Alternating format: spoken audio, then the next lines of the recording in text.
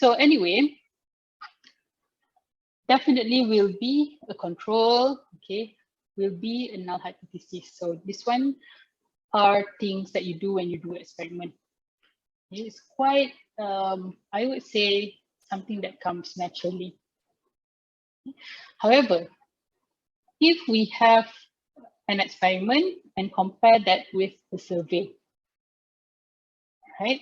So you see here, first, of course, you start with your design, experimental design. But so in your design, you already know about your data collection. Okay? Recall back what we learned this morning. Okay? You know what your population is, what your sample is, how you're going to get your data, okay? How you're going to analyze, right? And then basically, we will have this one. So bear in mind this one, the term random is actually for sampling. Okay, and before, if you still remember, it doesn't matter if you don't, okay, you can always go back and recall back. So when I say probability versus non-probability sampling, okay, that is similar to here as well. Okay, so random means it's probability sampling technique, whereas if it's non-random, it is non-probability sampling. Okay, so just bear with me. So if this is random selection technique, okay, and you have one control and you have your experiments, you measure both, this one, okay, and you compare, you got the differences, you got your conclusion. That is your experimental design. However, if you have a survey, if you are designing a survey, okay, so basically what happens first is your, okay, maybe this was not a great example, okay, because it, you know, it overpassed a few of the major things. But basically, in survey design, you definitely have to have your, of course, what is your population? Okay, from the population, your sampling techniques. So sampling here, you will need to know how, okay, out of a population, for example, just now the apartment thing, if the whole population is 200, okay, how much samples do you need to make sure that whatever results that you get is applicable to the whole apartment? Okay, please bear with me with that. It's very, very important, this one. Okay, especially if you're doing survey design, interview, you know, things that is very reliant on your sample.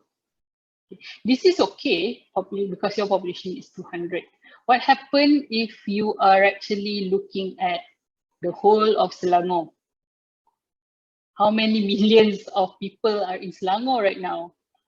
Can you sample them all? Cannot. Okay, you are not doing census, right? I mean, of course you can, but that would mean you would need a lot of resources. Okay, and bearing in mind, you have to do something that is within your capability. Right? Not saying don't be ambitious, but look at the time, look at the timeline. Okay, how much time do you have? Right?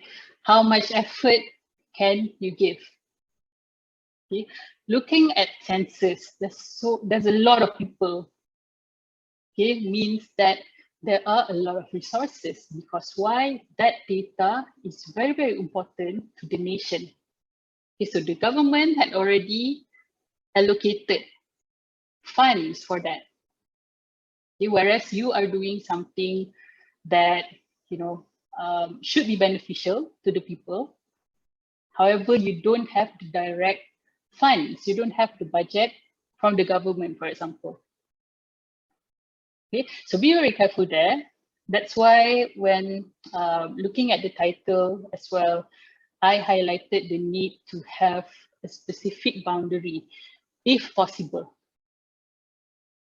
Okay, so remembering back the example from before, okay, you want to look at the climate change of the world. So imagine how many people are you going to look at, yeah, if you're doing survey. If you're doing case study, that's different, that's a different thing. But we are specifically saying about survey right now.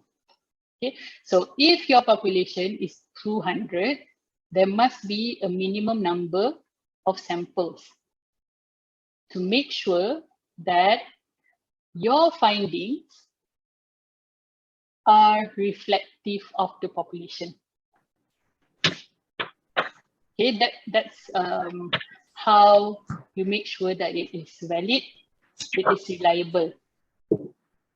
Okay. So 200 may not seem too much. Imagine if it's 20,000 people. Yeah, there is a minimum number of samples that you must get for your survey. Okay.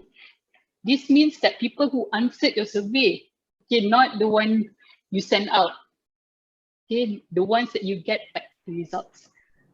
So then there is a minimum number, and only then will you be able to say, hey, look, this is my result, and it's reflective of my whole population. So depending on what population you chose. Right? Aisyah, bunyi apa? Mute and mute. The survey design is, so this is one of the primary things that you should look at. All right. So population sampling, and sampling here is where you look at either probability, hello kat saya ke hello kat siapa tu? Okay, probability versus non-probability. Okay, the way you chose this one, right? We will look at that in the sampling topic specifically, but I just want to highlight that because we are here, you know, so it's at least something that I should highlight first. Okay, so when we say we are still on quantitative, okay, and remember earlier this in the morning session, in quantitative there is experimental and non-experimental. Okay, so in non-experimental research design, we have a few. Okay, one of them is exploratory. Okay, exploratory, and actually the next is descriptive. So that's actually two there. All right. So what are exactly the differences? So when we say exploratory, the root word here is explore. Nampak dekat sini. This is the root word. So you are actually, when we say explore, it means that you don't really have a lot of information about that topic. Okay, so usually exploratory research is done at the very beginning. Okay, because it's basically you don't have an idea, okay, about what is happening, or maybe you don't have enough information. So you usually do that at the beginning. Okay. So this is in terms of yourself, but it also happens that certain topics are very, very, very new. There's not much information about it yet. So that also falls under exploratory research. Right? So the second one is actually very challenging, okay, because when you do something very new, it becomes something that you can't really compare with anything that other people had done. Okay, you have to come up with your own. Okay, that's what makes it so challenging. Right? But if you think about it, this is what the people who are the first, in that particular topic, that's how they started. and the people next to them is who is doing the more descriptive parts. Okay. So this exploratory, so it can be done through a number of ways. Of course, the easiest one is secondary data analysis. Okay, that's basically because you're searching around, you're still finding out a lot of information about that particular topic. So you use secondary data. You can also do focus group interviews. You can do pilot studies, case studies, experience survey. So these are a number of study designs that you can choose when you do non-experimental exploratory research design. Right? So don't worry too much about the terms, okay, as long as you understand, okay, the specific classification, you should be fine. So when you do a descriptive non-experimental research design, it's basically you already know specifically. You have a clear idea already. So if we compare this figure to the one before, there's none here. Okay, you discover the problem. I mean, you highlighted what is the problem, then you specifically goes into the definition. What exactly is the problem? Okay, and then you go ahead and look at the questions, the objectives, so on and so forth. Okay, and then let's see here. Descriptive research uses a set of scientific methods and procedures to collect data and create data structure that describe the characteristics. Okay, so these are some of the things that you may be interested in. It depends on your topic. Maybe some of these are just general information. Maybe you are not actually studying anything about this, right?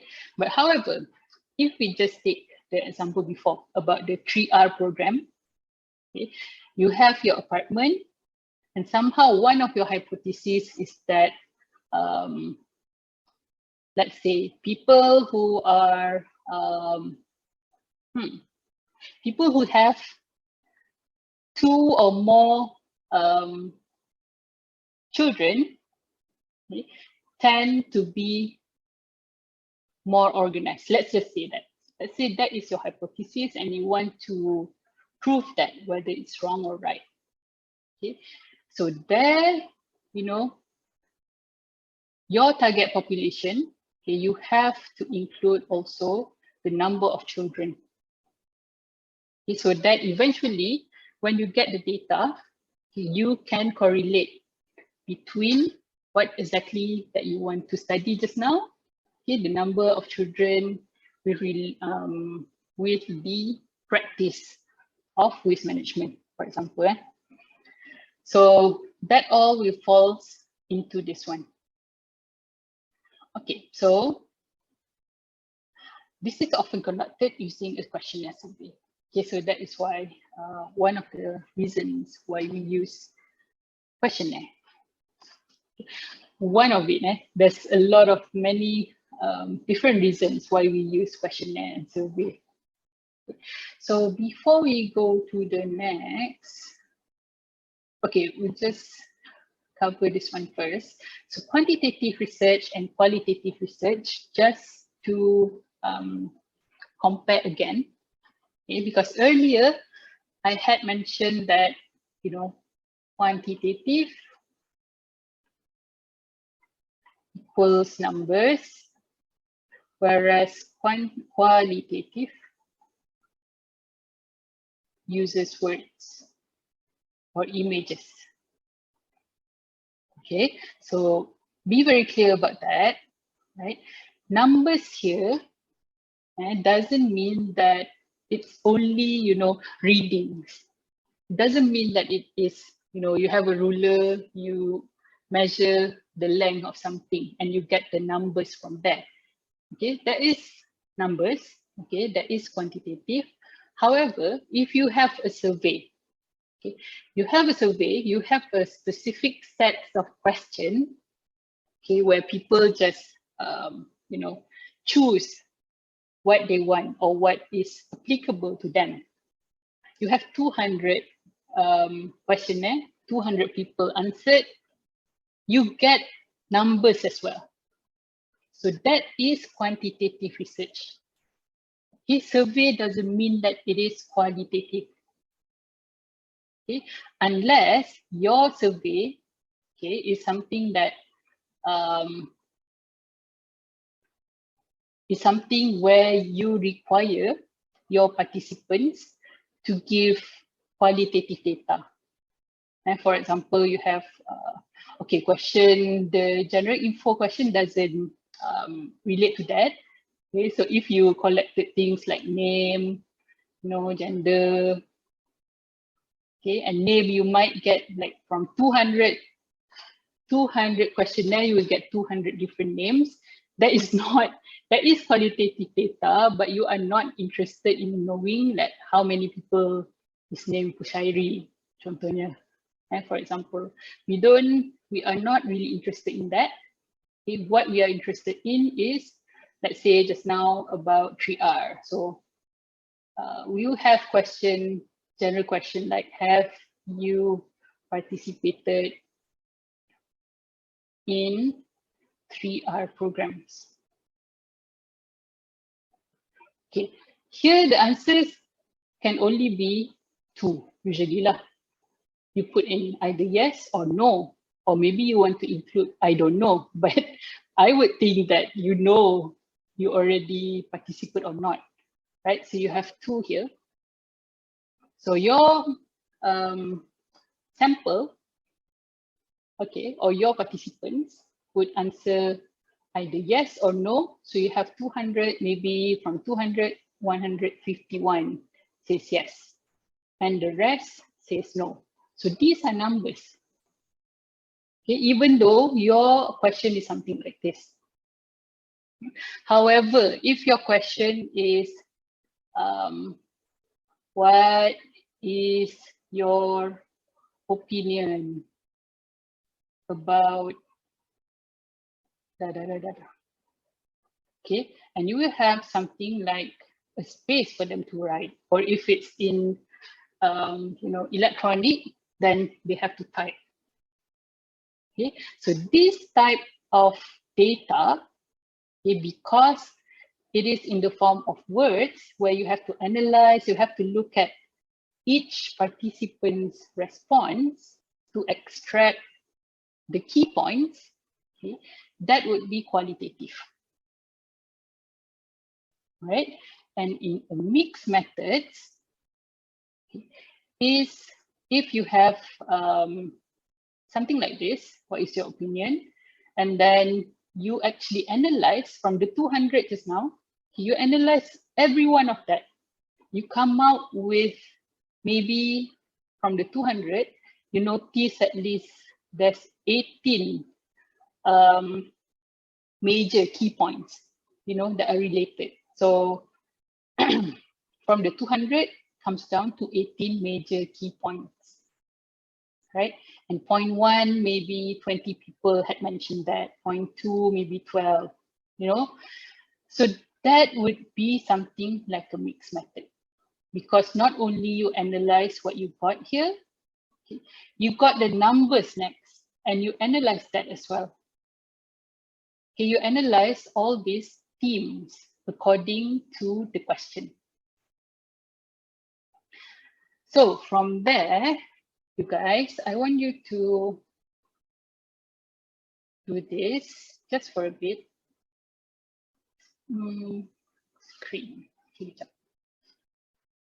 I cannot do that. Okay, sorry guys. Stop share dulu. So you guys have done Menti before, right? Mentimeter. Yes, doctor. Okay, let's do Mentimeter just once. Actually, you've already answered that, right? Okay.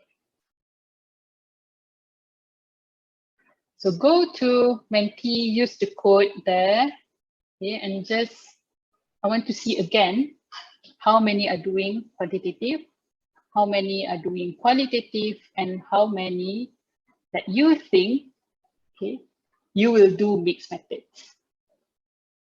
Let's just give that 2 minutes. Pilih je.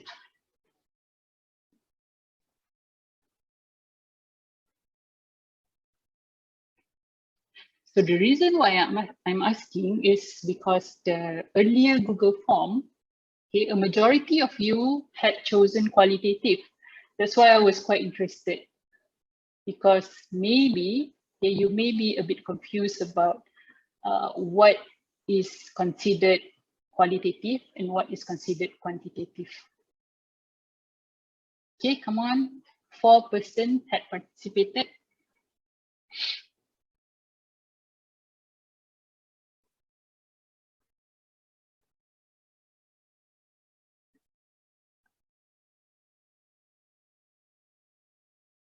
Okay, 7. Come on, guys. We have how many of you now? 47 today.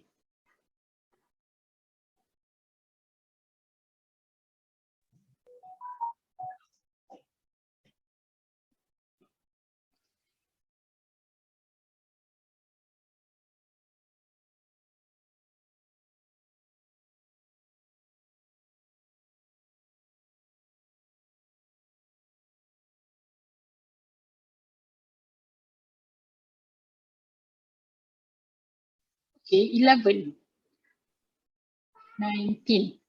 So we still haven't covered half of the class. Okay, so let's wait a little bit more. For those who have already answered qualitative study, okay, what can you share with me? What do you think that you will be doing? Why did you choose qualitative? Who answered qualitative just now? Shaza, I mean, don't be shy. You can also type if you want. Use the chat box.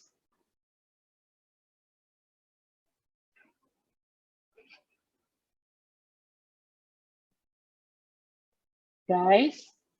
Doctor, I actually want to ask a question, but it's regarding this study. But should I ask after this poll or now? You can just ask that now. Okay. While waiting. All right.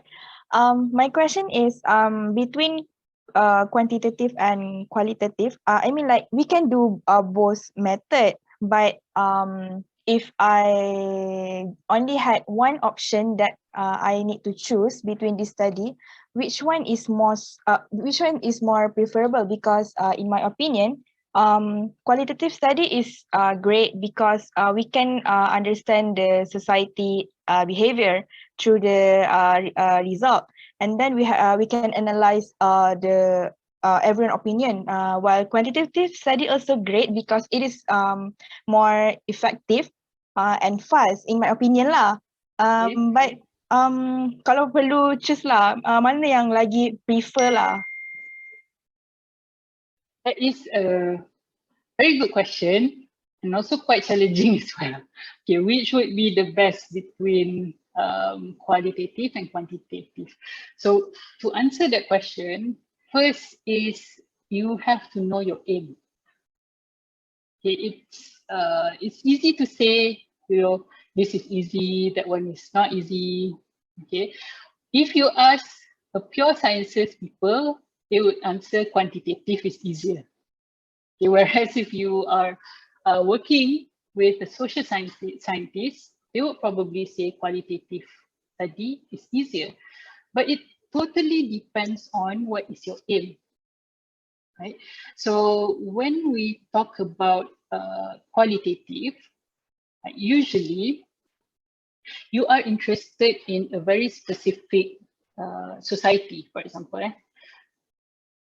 and you have to also remember, okay, sometimes the results of qualitative study, it is not applicable to the whole world.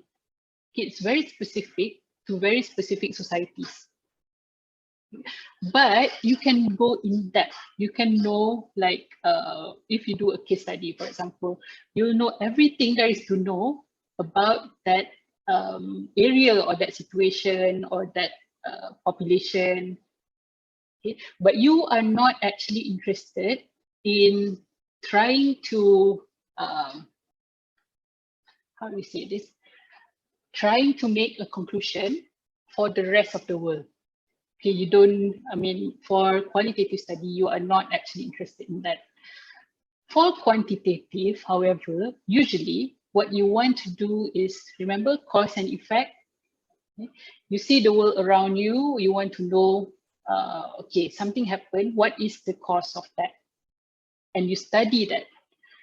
When you study something like that, you would want the results, okay, to be reflective of the whole population.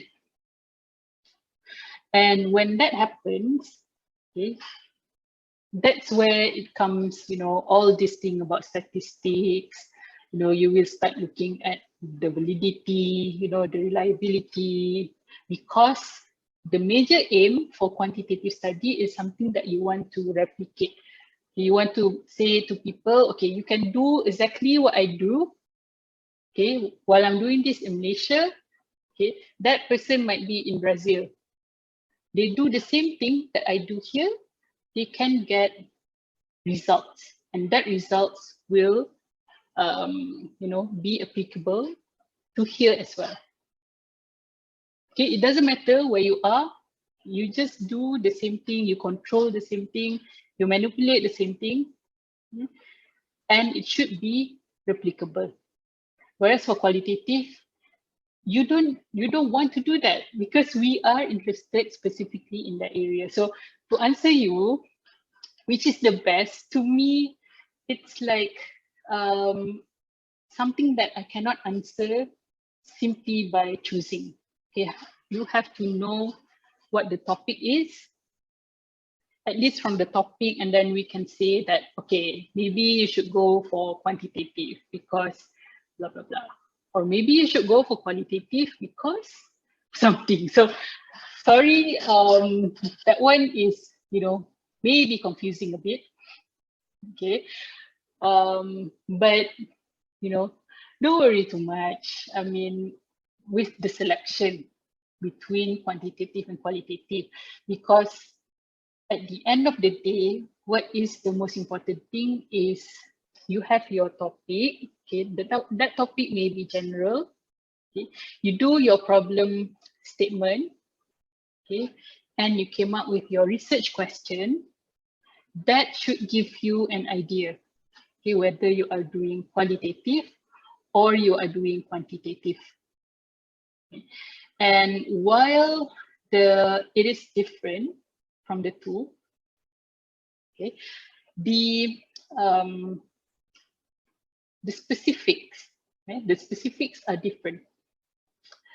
Because if we look back at what are the type of research under all of this major parent, okay, quantitative and qualitative, there's so many different research designs. It's there because, you know, it will help you to really be critical of your own study. Okay, so let's say you've already chosen qualitative and you want to do something ethnographic study, for example. So you can actually follow the research design of previous researchers who had done ethnographic studies before. Okay, so the structure follows the same. Whereas if you are doing a survey questionnaire, okay, you can follow the same methodology. Only difference is the thing inside, the content. Okay, what you want to check, what you want to test, what you want to measure, right? So at the end of the day, it should be, you know, once you choose that, you came up with the best one for your particular topic and you proceed with that design. Okay, at least hopefully that's understandable. So 39. Mana lagi yang lain? Doktor, 8 people. Thank you for answering my question, but I have another question related to this. Okay. Contohlah, I already thinking about my field of study for FYP later, but I'm not sure if my SV will allow me to do both study. But if dia bagi kan, it is not wrong kan kalau kita just campur. I mean like I'm afraid if I decide to do the both study tu, dan macam takut result tu macam tak not like macam tak yes, tak cukup macam tu lah. Tak mencapai dia punya expectation. Yeah. Okay. When you say dua-dua, both mixed method ke? Yes, doctor. Okay, mixed method. All right. So one word of caution about mixed methods, actually, it's quite hard. So that's why certain supervisors might not, want you to do mixed methods, because it's very, very hard. I would say, especially if you are starting from qualitative, you start off with qualitative, the thematic analysis takes a lot of time. So that's why certain supervisors would advise you to only choose one. Okay? However, if you already have the design, okay, at this stage, by the end of this course, you already have specific thing that you want to look at. Okay, you already have the research design well planned, and you bring that to your supervisor. Okay, to me, I would just accept that. Okay, because in my mind, okay, you start your FYP, you have 2 semesters. In my mind, if you already have your proposal is good, the research design is something, oh, I see this is okay, enough time ni, what? So I would just say yes. However, if you want to do mixed method, and as the FYP start, you haven't planned of anything yet. Okay, that's where the problems start coming in, because as your supervisor, okay, we don't want you to not be able to finish on time. Okay, so to make sure your time management is good, that's where the research design comes in. You have a good design, for me, I'm okay. You can just proceed. Okay, because imagine you've done this one, starting FYP je, terus pop. Why? Okay. The problem, one of the problem is talking about your what has happened before, just to share with you guys. Okay. The problem is sometimes, even those who are doing survey, for example, okay, there are many steps, okay, when you do a survey study. Okay, but of course, one of them is instrument development. So you develop your instrument, which is your questionnaire. Okay, you develop that. After that, you will need to validate. Okay, so what happened was some of the examples that happened before. Okay, and I still see it happening until today. Is some students are still, developing their instrument in the second semester. Okay, second semester of FYP. So that's where the problem is. If you are doing, if you're done with instrument development, you've validated that in your first semester, that's good. Because you will have another semester, okay, to do your data collection, analysis, okay, and then write your thesis. But if in the second semester, you are still developing, okay, imagine how long, how many weeks do you have for the rest of the team, right? So to answer your question,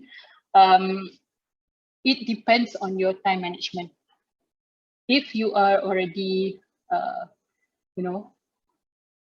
complete okay, you are ready, you can just start. I see no problem at all. Right. So thank you. I hope that answers the question. Thank you, Dr. Okay, no problem. Any other question tak? You guys, you can just ask. I mean, this class is really, I try my best to make it informal. Okay, and you can just shoot any question that you want. Okay, so kalau tak ada, if not, let's go back to the slide. Okay.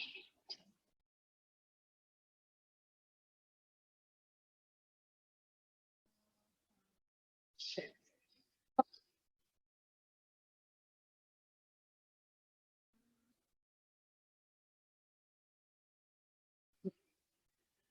Right, so this one is very quick lah.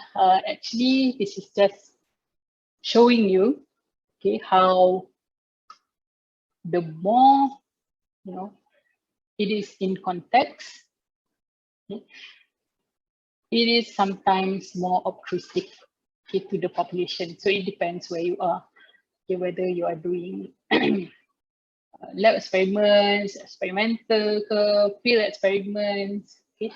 There's so many research designs out there, okay, and you are spoiled for choice, I would say. Yeah, but choice here has to be an informed decision.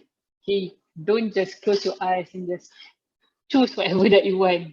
Okay, start thinking about your topic, start thinking about in the future how you are going to collect the data for that.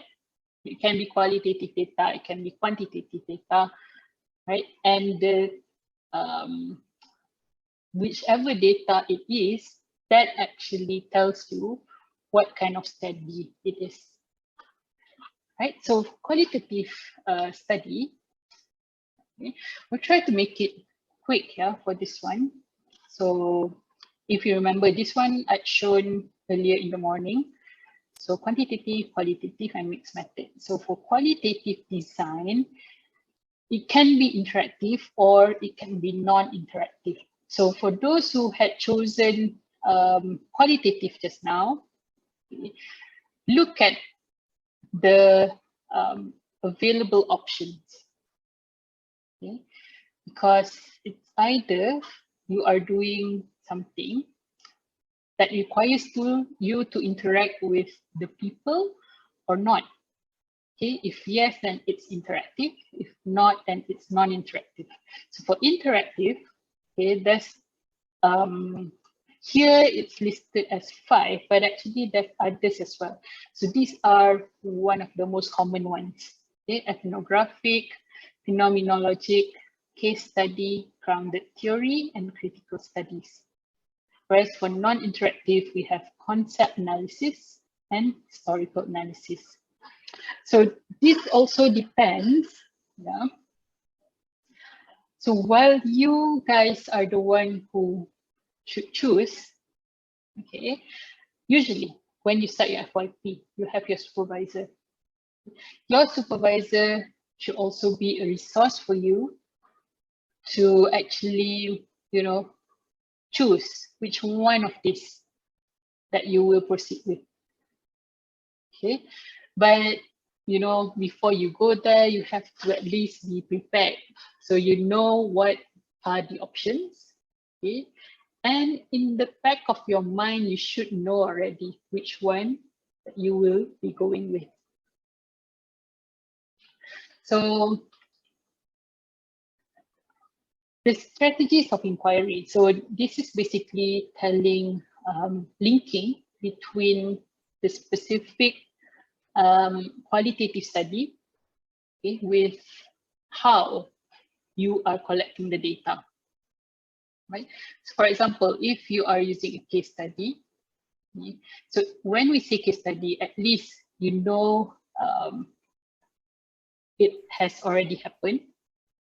Okay, and actually it covers a boundary. So there is a specific bounded system here, okay, or it can also be boundary. And it can be a location, okay, maybe something that happened in a factory, for example. So your boundary is the factory. Whereas if it's UPM, okay, the whole of UPM is your boundary, and the case study should cover the whole of UPM. Right? Be careful about that one. Okay, and ethnography is actually, it explores the nature of a specific social phenomenon, okay, using a small number of cases. So it has to be specific, right? And for you guys, if you are doing something related to ethnography, okay, you have to differentiate that with this one, ethnomethodology. Okay, so pay attention to here, the word here, methodology.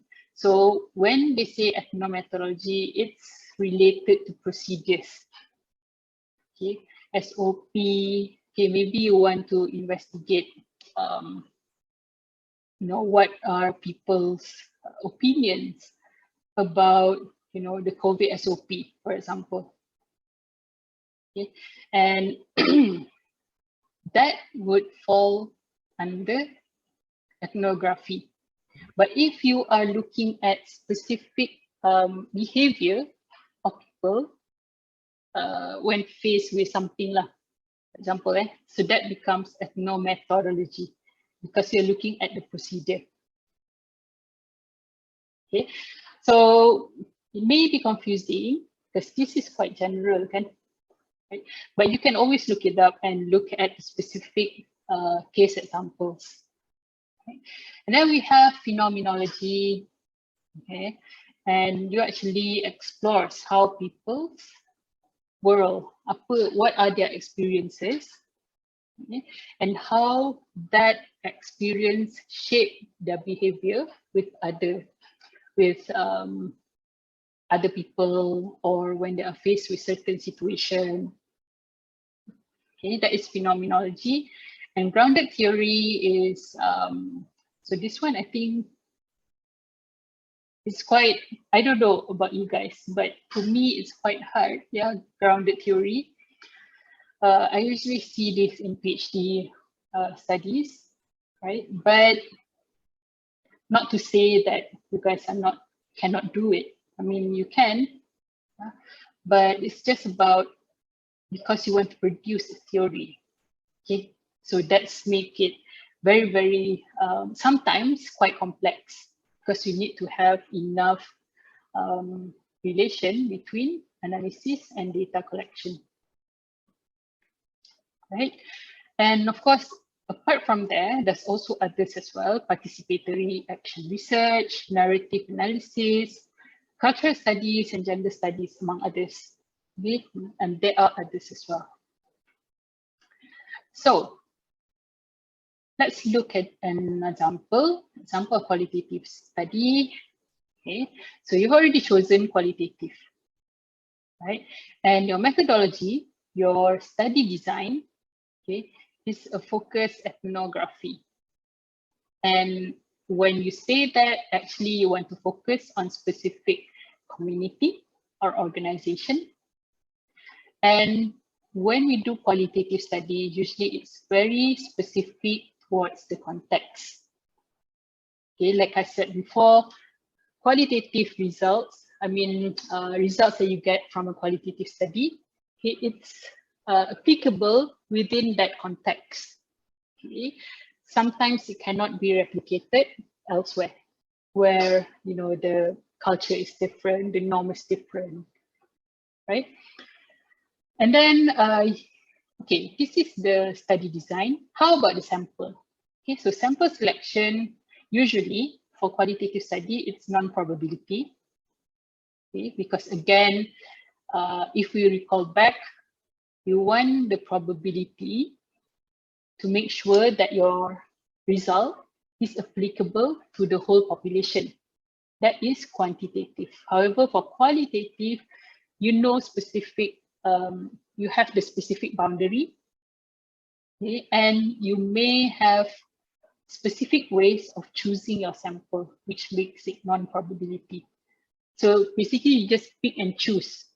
Okay, you don't sample everything or everyone in that boundary. So one of the non-probability sampling method is called purposive. Okay. Don't worry if you don't know what this means. We will look at this in the sampling topic. Okay, so one of it is purposive method. Okay. Once you have the sample, you look at the data pula. So data collection, how you want to collect the data. So in this study, okay, this one, it shows interview, okay, semi-structured interview, and focus group interview. So there's two there. So here the instrument, it is still called instrument. However, instead of something like a questionnaire, you have interview questions. Okay, still see, so instrument doesn't always means a device. Okay, even interview question is considered as an instrument. Okay, so when later or in the next few topics, I mentioned instrument development. Okay, keep in mind it could be any of this. It can be interview question, can be survey, can be questionnaire, okay, or it can be the specific equipments that you use, right? So of course, if you do something like an interview, okay, you will need to do transcription. Okay, and always remember, if you do interview, you must have, of course, this is the instrument, okay, but you should also have a recording device as well. You should, but not all the time. Okay, sometimes you just take note. Okay, that is also possible, but eventually you will need to transcribe, right? And after transcribing, where you get all the spoken words, you start to analyze. Okay? You start to analyze the data. Okay? And this is talking about qualitative. So your data is in the form of words and images. Okay. And remember just now when I mentioned, the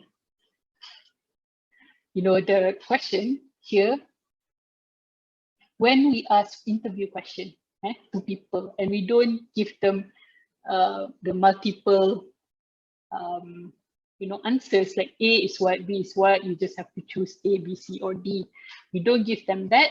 We give an open-ended interview question. So you have to expect that your data will be in the form of sentences, okay, words, right? So in that sentence, you have to do coding. You have to do coding, right? So imagine if you have, if you interview 20 people, okay, 20 people, and actually you have, okay, let me just write that down. So interview 20 people, and actually your interview question, you have 5 questions. Okay, so 20 times 5 is, so you actually have to look at 100 sentences, for example. So from all of these, you have to do coding. Okay, so for example, question 1. Okay, what are the answers? When you do your coding, you can actually get out of the 20, maybe 10 people will mention the same thing, while the rest, maybe mentioning other things. So when you do the coding, so code A, and you have to list down what they say. Code B, yeah, so it depends. So that's where the challenge is when you do qualitative, because when you do coding, you actually have to start analyzing, okay, what is that sentence all about? What is the key point within that sentence, right? And when you do the coding, eventually you will get these themes. Okay, these are all themes of the first question. Okay, and then second question, third question, fourth question, fifth question. Once you have all the codes, you will need to start categorizing, because from all of that, maybe some are related to each other. Okay, so you have to categorize, and then you create the family codes, and lastly, the narrative construction. So that is where you will actually do the final interpretation of the results that you get. Okay, so just telling you that for the purpose of when you actually do your FYP later on. Okay, but in the study design, in the methodology part of your proposal, you have to have all of this. I mean, you must know what is your design, okay, methodology, which method are you going to use, sample, what is your sample, where you get it, okay, what do you use to collect the data, how do you analyze, all of that has to be in your methodology. Okay, so this is another comparison between quantitative and qualitative study. Okay, can always go back here later on and see which is the most applicable to your topic and your aims of research. Okay, because sometimes it's not apparent, okay, from the topic itself whether you have to go quantitative or qualitative. Okay, but it becomes clearer once you got into the objective. Okay, so if your objective, for example, is to measure, okay, to study, to elucidate things that are related to something you measure, that is usually quantitative, right? But if you are looking at the quality of certain people, okay, certain society, that would point to the root of qualitative research. Okay, so you can always go back here and see later on. And that actually covers the type of research. So you have to look at the quantitative, qualitative, and mixed method is the combination of the two, right? And then method of data collection. Okay, so we will actually cover up to here the method of data collection, and sampling design, actually we have one topic on that. So I won't cover under this week's lecture, right? So just to recall back, you have to remember what is the difference between primary data, okay, and secondary data. Okay. And then whether you're doing observation, okay, or are you operating some equipment? Okay, what are the techniques? What are the tools? Those falls still under methodology, okay, but it's under data collection. Right? So when we say data collection, there are many techniques, or there are many ways to do it. Okay, these are some of those, right? So you can always do something like an interview. You can do focus group discussion. Okay, it could be case studies, grounded theory, action research, and observation. Okay, so if you ask me whether these are qualitative or quantitative, actually it's a mixture. So usually about group interviews, focus group discussion, case studies, those are all qualitative. However, things like action research and observation, sometimes it can be both. I mean, even qualitative has those and quantitative as well. Okay, so for example, observation, in qualitative is where you go out and you observe and you take notes. But at the same time, if you are doing an experiment, you are also observing. Like for the thing that I did before with the algae, maybe one of the things that I observed is the color of the algae. Okay, when the algae is alive, it's green. When it's dead, it turns yellow. So for me, the observation is related to that. If my culture died and I see that it's yellow, then that is my observation. Whereas if it's green, it's very nice, so that means it's alive. Okay, so that is the observation in experimental research. Okay. And when we talk about data, just now it's about the data collection. We also have different sources of data. Okay, and bearing in mind, we always have primary and secondary. Okay, so if it's something like an observation in experiments or in the field, okay, that is primary. Okay, this one is also primary because you actually get the data from your sensors. Okay, maybe it's climate data, and it actually comes from the field sensors already installed at specific areas. And you get the data, so that is primary data because you got it, you are the one who are collecting it. Okay. Otherwise, if it comes from the literature, if you are doing a study, okay, you are doing a case study, it actually comes from literature. It's something that other people had already done, okay, and you are collecting that data. So that is secondary. Okay. And then commercial database. So these are databases where you have to pay to access, for example. Okay, so those are commercial database. The data are usable, however, you have to pay. That is also secondary. Non-profit organization, government agencies are also a good source of data.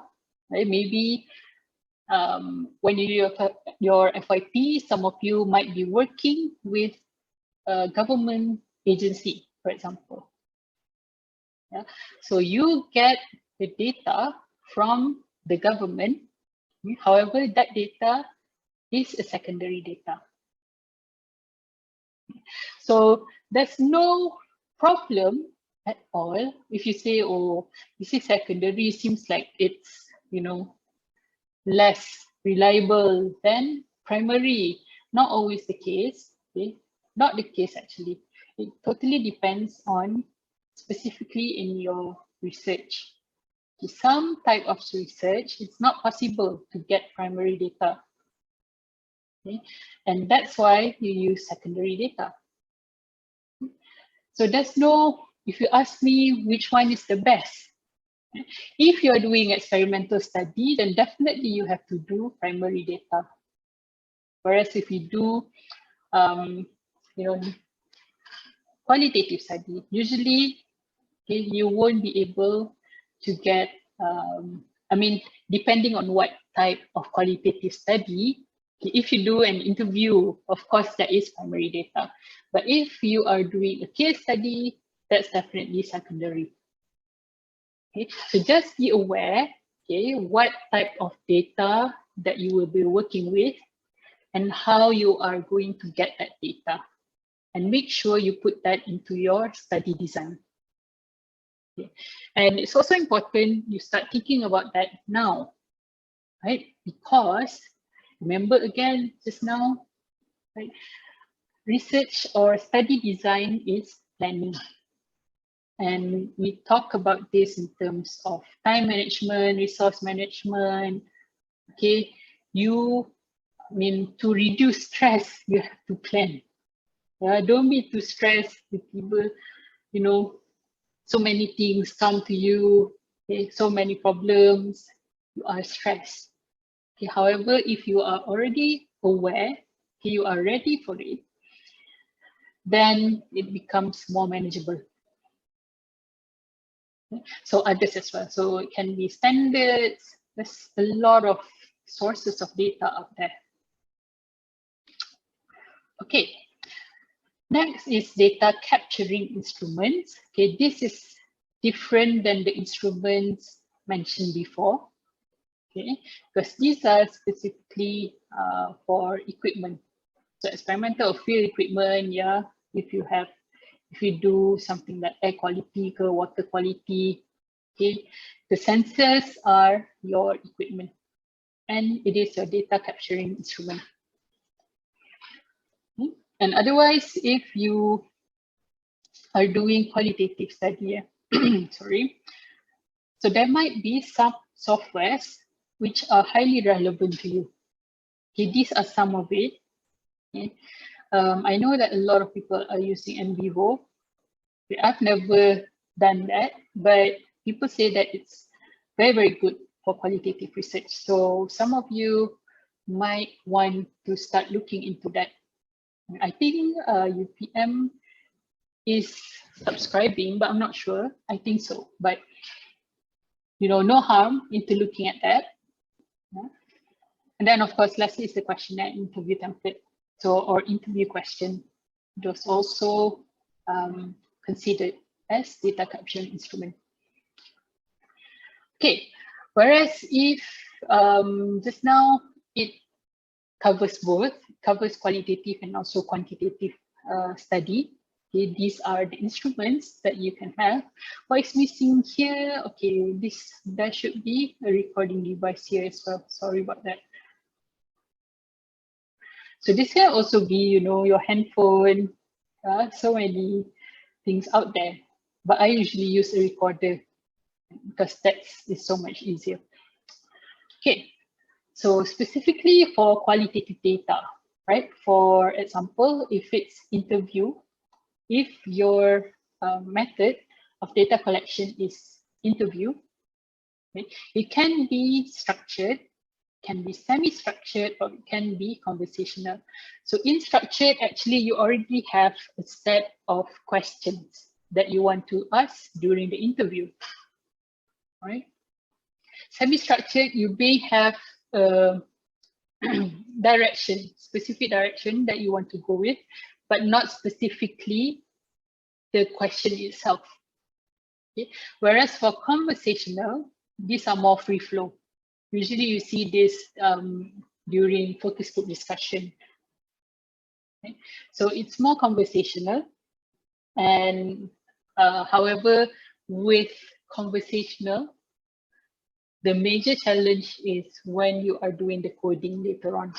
Okay, because you really want to extract what exactly are they talking about, what are the key points. Okay, those are sometimes quite hard when you do conversational style as compared to structured question. So if you have a structured question already, like before 5 questions, and 5 questions is already itemized, that makes it easier when you want to analyze them. Okay. Useful for follow-up and probing question, okay, when you do interview, okay, as compared to things like questionnaire. Questionnaire, you cannot, you already have that specific survey question. You already have the specific question in there, yeah, and you spread that out. So you cannot actually ask more questions after that. I mean, it's possible, but usually we don't do that, right? Whereas for interview, this is possible. Okay, sometimes when you do these ones and suddenly, okay, apart from the 5 questions, okay, based on the answers, you actually want to ask more. So it is possible to do that. Okay, that is what this means. Okay. And of course, the last one I already mentioned before, if unstructured, it can generate large amounts of data. And there's plus and minus points to that. Okay. When you have large amounts of data, means that some study may be more successful than others because of that. However, with large amounts of data, you would need a lot more effort to analyze those. Okay. There's also observation. Observation can be overt or covert, right? Overt means you are out there, okay, together with the people that you are observing. Whereas with covert, okay, you are watching from a distance. Okay, you are not there as something happens. Okay, you are actually watching from another place, for example. So that relates to here. Okay, so if a researcher participated in that setting or in that event, it is overt. If it's non-participation, then it's covert. Okay. And next is using visual sources, right? This is where, previously it's about words, but with qualitative data, it could also be images.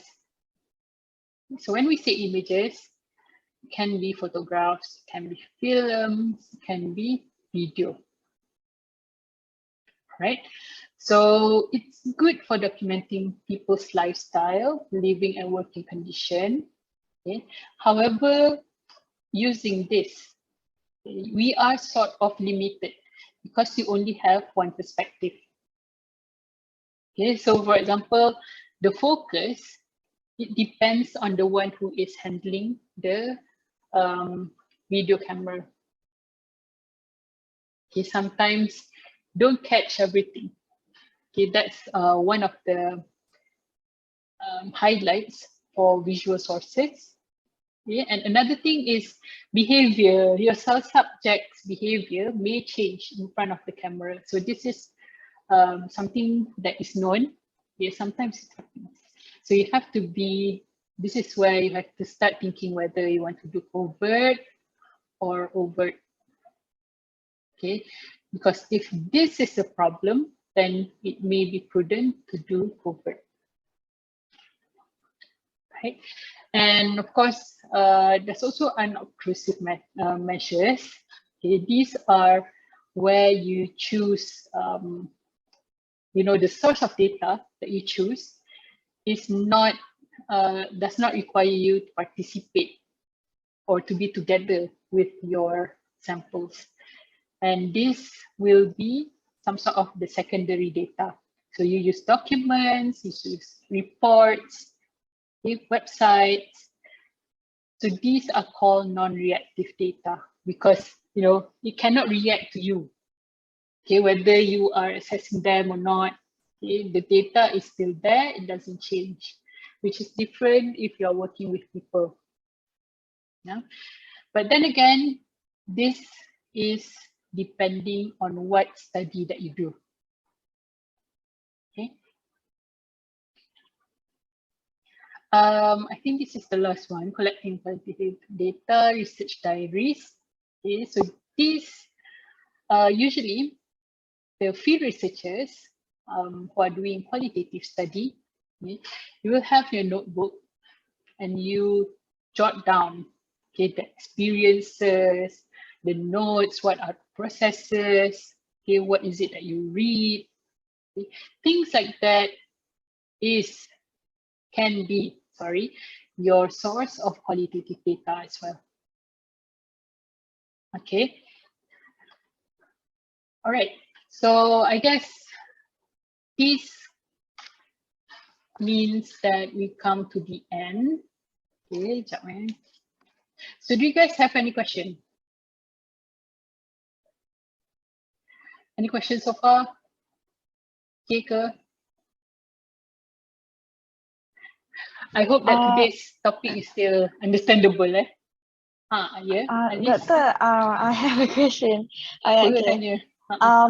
Kalau yang observation, yang primary data which we have to go to the site, later if kita nak buat FYP nanti kan, and then we decide to do the observation data lah. Is there any guidelines so that student takkan buat observation yang sia-sia lah, macam at least it will support the FYP nanti? Yeah. Guidelines you mean in conducting observation type of research? Yeah, and the analysis as well. Okay, so basically, the guidelines too, you can always look back into existing literature. That is your primary source of information. Okay, because yes, there is a general guideline, okay, like shown before. Yeah, macam cuma the one that I shared with you is on the survey. But for observation, okay, let me just quickly see whether I have that on hand. Okay. Kadang-kadang itulah because previously working from home kan, so some things are in my desktop, some things are in my laptop, some things in my tablet. So sometimes to locate that, it's quite a headache juga. Okay, tunggu sekejap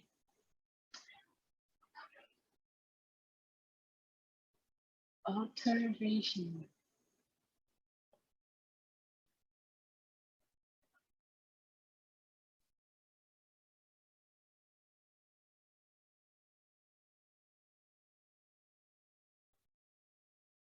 Okay, tak apa.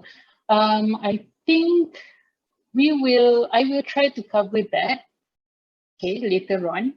But next week we have sampling. I will check this one again. Okay, so next week, week 7, we will have sampling methods, right? So usually in observation too is part of field research juga. So maybe I will cover in week 10, field research. Liz, okay tak? Okay, Doktor.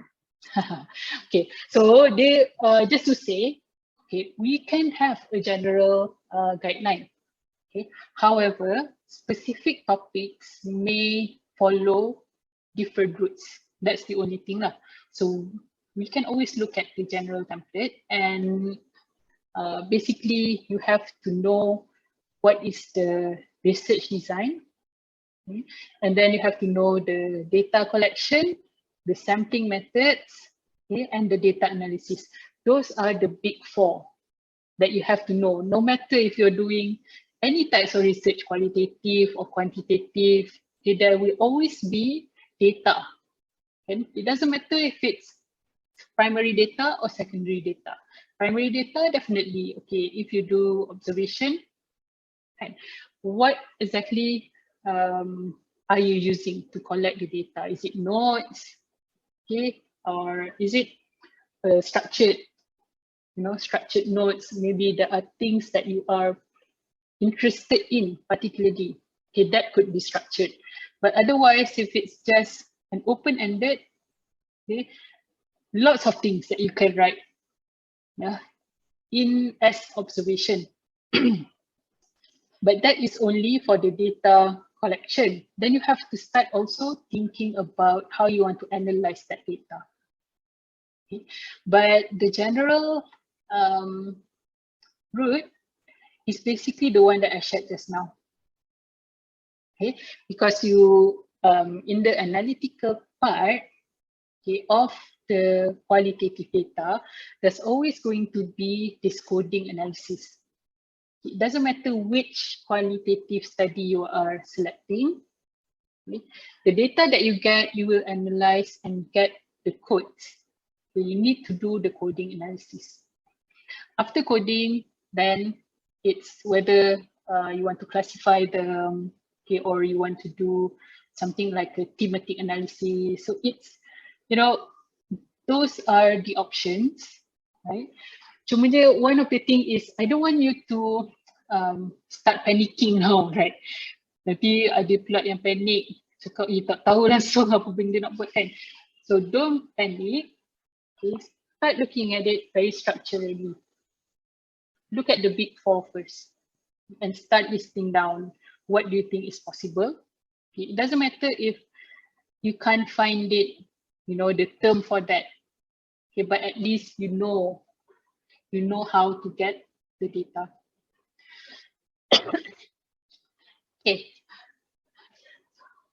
All right, any other question? 4:30 now. I have one question, Doctor. Okay. It's regarding with the objective. Is it true kalau macam our objective, kan we already set our objective, but then once we already done our the dependent variable, independent variable semua, if it doesn't answer our objective, we have to reconstruct everything again. Everything again, you mean your whole thesis cover? Macam whole thesis lah, because I ada dengar macam from seniors, they say like if your objective is not macam it's not answered by all your you have written semua, then it's considered wrong. Is that correct? If you guys follow the the guidelines that I set during this course, then you should be able to save yourself from that situation. Because the most important thing now is the planning part. Okay, that's where you have your, you come up with your objective. And once you have your objective, actually you get the independent and dependent variables. Okay, and the rest of your thesis, the rest of your research should follow that. Don't be objective on certain thing, but your research is on a completely different thing. That's what makes it problematic like that. That's how they have to, restart back, because what they do did not answer the objective. Okay, so when you have, for now, you have your proposal. Of course, this one, we haven't included the methodology part yet for assessment 1. Okay? But at the end of assessment 1, okay, you already have your topic. Okay? You have your topic, you should have your objective, and you have to start thinking whether, okay, this objective, can I really do this? If you cannot, then don't put that as your objective. Save yourself first. This is the, the chance for you to do that. That is where we do the proposal, because you really want to be very specific now. Okay, come up with the objective that is achievable.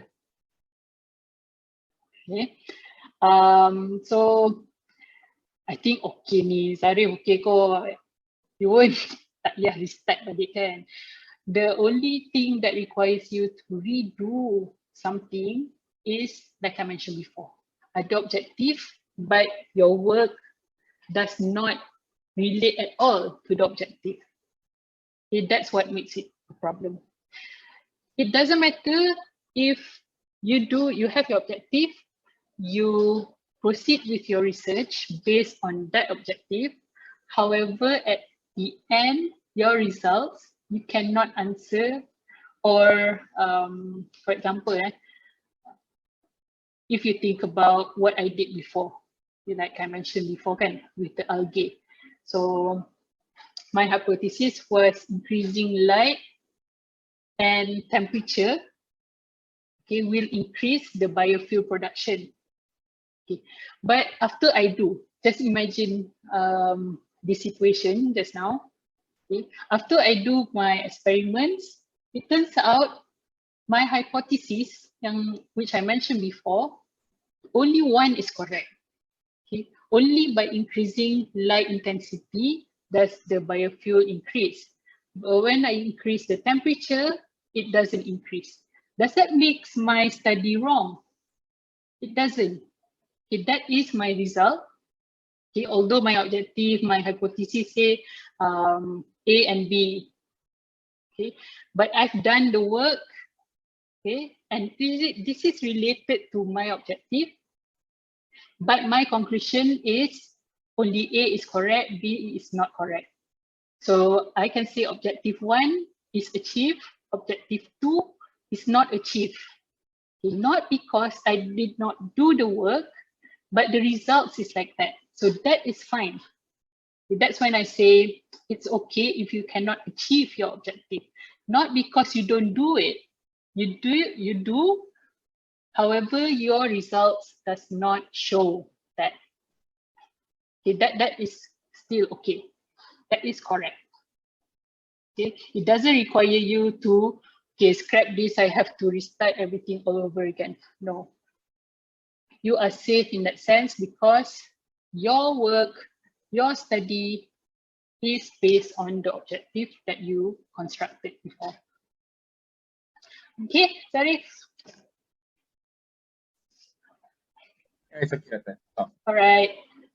Okay, any other question before we end the session? Doctor, this recording, you will upload it? I will upload. Okay, don't worry. Thank you, Doctor. the last few weeks I was very busy, you guys.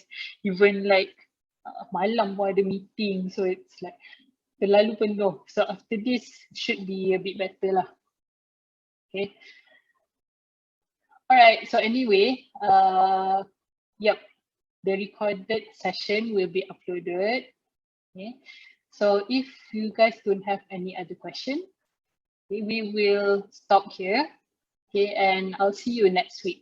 Don't forget to submit your assessment 1. Okay, end of Friday, 11:59. Right, guys? Doktor, yang pasal assessment tu kan, Mhm.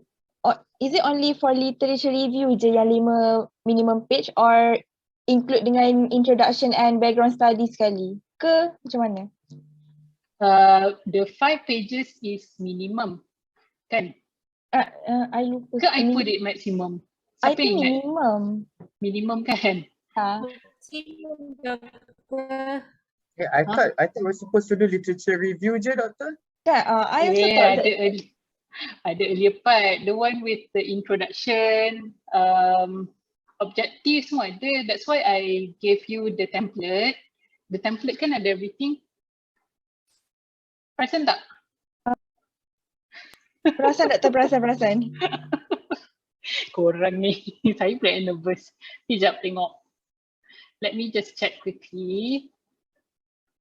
Just to confirm Okay, I will share this one. Share screen. Screen je lah. Okay, jap.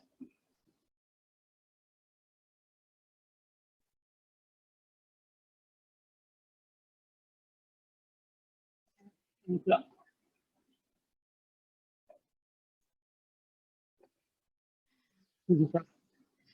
Hilang pula file ni. Gosh. Okay, this is the template that I shared in the PB. Okay, so this one included the whole introduction, so you have to put in the background. Okay, and I already explained what should be in there. You have to elaborate sikit lah. Right. Give your reader, which is me, enough information about your background, not your background, the topic. Okay, the overall view about the topic.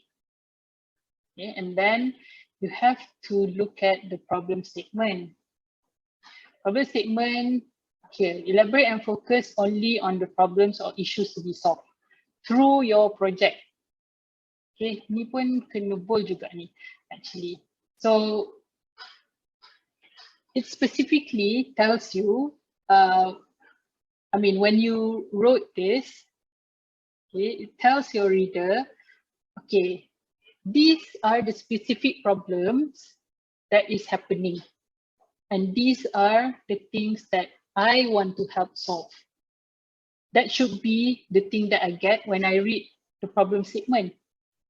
Okay, it must be specific. And then the research objective has to be there as well. So you have a minimum of 2 or maximum 3. And this is where I mentioned before, you have to start with 2. Okay, to identify, to establish, to describe, so on and so forth. Okay, make sure that it's at least number 1, 2, if you have 2. If you have 3, then you have 3. And then research question is actually the same as research objective, but it's in the form of a question. Okay. Significance of study. Okay. Why? Why is it significant that what you do, what you are proposing? Okay, that specific study. Maybe, okay, there's a problem of deforestation, okay, in my village, for example. Okay, and the results of this study can help, you know, the agency, okay, Jabatan Hutan, for example, okay, to solve the issue of deforestation in my village. So that is the significance of your study, specific to what you are doing. And then baru literature review. Literature review is 1 page minimum. Okay, so it should be something like this. 1 page je ni, tak banyak. 1 page je. So literature review, 1 page minimum. Past literature, make sure that it's within the past 5 years. Okay, the reference that you use. Okay, yang ni, the example, these are examples. These are the ones that, you know, I'm sharing. If you are doing something similar, or if your project involves metals in groundwater. So you might start your literature review with some basic information about groundwater, and then heavy metals. And then if the project is actually about treatment, then you have to review also what are the existing treatments. Okay, so that's the flow. You go from something very general, okay, to something very specific. Specific here is the treatment too, because your project is this. Okay. However, for people who is not in your area, okay, for example, if your reader is someone who is in public health, for example, so public health, they may know about, you know, treatment of heavy metals. Okay, let's change. Maybe that person is someone doing Malay studies. Okay, so the academic background is different. So you have to give them the basic information. That's why you start off with something very general, groundwater, and then give them heavy metals, what it is. Baru, eventually you go to treatment. Because treatment is already quite specific. Okay, so this one is 5 page minimum, minimum. Okay, because you have literature review ni 1 page and the others, okay. Alright, 5 page minimum But the literature review is 1 page minimum. So tadi siapa yang tanya about earlier part? So it's not only literature review tau, it should include the introduction, background study, problem statement, research objective. Okay. But don't worry, this seems like a lot, but it's, I mean, you have to study a bit lah. Okay, but bearing in mind, okay, this is assessment 1. So what you want to do is to have this written for now, whereas later on, you are going to use the same thing for your final proposal report. The final proposal report only add on a few other things after this. Okay, and when you do your assessment 1, you send them, I will also give you the feedback, the individual feedback about what you've already done here. And edit that, make that, you know, improvement for the final later on, final report. But you don't have to spend too much time anymore later. Okay, only need to focus on the methodology. All right,